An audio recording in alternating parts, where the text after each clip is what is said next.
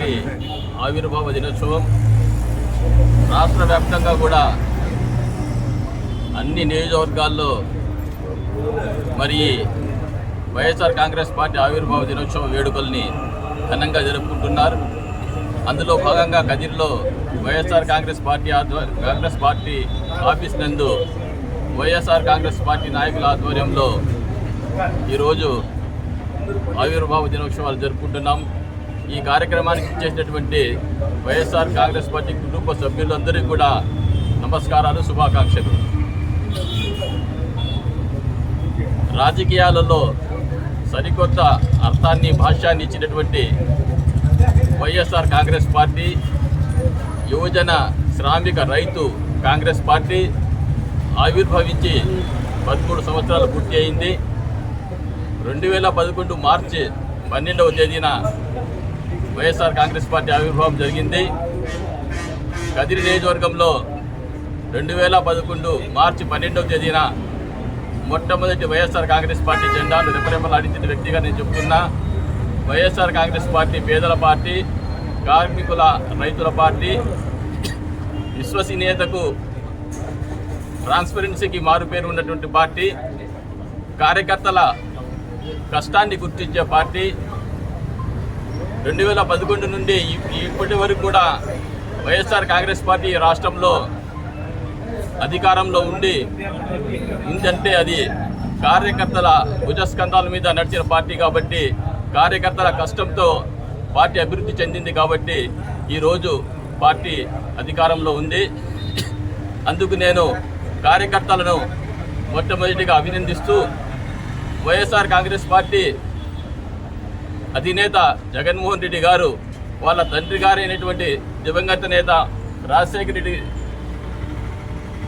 Reddy sir గారి ఆశయాలను, ఆయన ఆ రోజు చేపట్టినటువంటి సంక్షేమ కార్యక్రమాలను కొనసాగిస్తూ ఇంకా ఈ రాష్ట్రంలో పేద బడుగు బలహీన వర్గాలు ఆర్థికంగా అభివృద్ధి చెందాలని చెప్పి నవరత్నాల రూపంలో సంక్షేమ పథకాలు తెచ్చారు. ఇటు రాష్ట్రంలో సంక్షేమ పక్క నడిపిస్తూనే అభివృద్ధిని కూడా కొనసాగిస్తున్నటువంటి ముఖ్యమంత్రి మన ప్రియతమ నేత జగన్మోహన్ రెడ్డి గారు. అదేవిధంగా కార్యకర్తల కష్టాన్ని గుర్తించి నామినేటెడ్ పదవుల్లో ఎస్సీ, ఎస్టీ, మైనార్టీ, బీసీలకు అందరికీ కూడా 80% పైగా నామినేటెడ్ పదవులు ఇచ్చినటువంటి వ్యక్తి మన జగన్మోహన్ రెడ్డి గారు. మరి మహానేత వైఎస్ఆర్ కాంగ్రెస్ మహానేత డాక్టర్ రాజశేఖర రెడ్డి గారి వారసత్వాన్ని కొనసాగిస్తూ జగన్మోహన్ రెడ్డి గారు ఈ రాష్ట్రంలో ఇంకా పేద బడుగు బలహీన వర్గాల వారిని ఆర్థికంగా ముందుకు తీసుకువెళ్లాలని, రాజకీయాలు చూడుకోకుండా, కులాలు చూడుకోకుండా అందరికీ సంక్షేమాలు అందిస్తున్నటువంటి మన జగన్మోహన్ రెడ్డి గారు ఇంకా 20-25 సంవత్సరాల పాటు రాజకీయాల్లో ఉండాలా, ముఖ్యమంత్రిగా కొనసాగాలా అని చెప్పి నేను ఆకాంక్షిస్తూ ఈరోజు రాష్ట్రంలో ఎన్నికల వేడి కొనసాగుతూ ఉంది. అందులో భాగంగా కదిరి నియోజకవర్గంలో అసెంబ్లీ అభ్యర్థిగా సోదరులు మక్బూల్ గారు పోటీ చేస్తున్నారు. ఆయన్ను మనము మంచి మెజార్టీతో గెలిపించుకొని జగన్మోహన్ రెడ్డి గారికి కదిరి నియోజకవర్గం నుండి కానుకగా ఇవ్వాలని నేను కార్యకర్తలందరినీ కోరుకుంటూ, మరి వచ్చే నెల రోజులు కీలకమైనవి. ఈ నెల రోజుల్లో ప్రతి కార్యకర్త కూడా బాగా కష్టపడి మంచి మెజార్టీ మక్బూల్ బాషాకు వచ్చే విధంగా మనమందరూ కూడా కష్టపడాలని చెప్పి నేను ఈ సందర్భంగా నాయకులను, కార్యకర్తలు కోరుకుంటూ సెలవు తీసుకుంటున్నాను. జై జగన్. 14వ ఆవిర్భావ దినోత్సవం సందర్భంగా ఈరోజు వైఎస్ఆర్సీపీ కుటుంబ సభ్యుల దగ్గర రావడం జరిగింది. నాయకులు అలాగే ఇక్కడ మా మిత్రులు అందరూ వచ్చారు.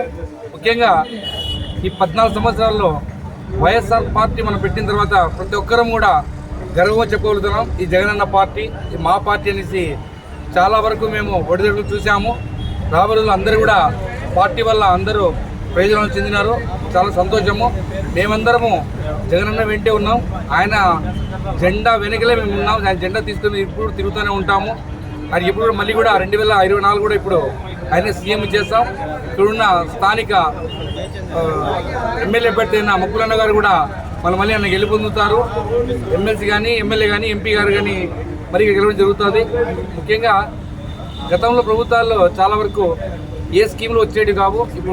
ఇప్పుడు జగనన్న వచ్చిన తర్వాత ప్రతి ఒక్కరు కూడా ప్రతి ఇంటికి వెళ్ళినా గడప వెళ్ళినా ప్రతి ఒక్కరు లబ్ధి గురించి మాట్లాడుకుంటున్నారు. నిజంగా జగనన్న మాకు రావడం వల్ల ప్రతి ఒక్క సంక్షేమ కార్యక్రమాలకు వచ్చాయి అని చెప్పి చాలా సంతోషపడుతున్నారు. నిజంగా మాకు కూడా ప్రజలు వెళ్తుంటే జగనన్న పార్టీ అంటే ప్రతి ఒక్కరు బ్రహ్మధరం పడుతున్నారు.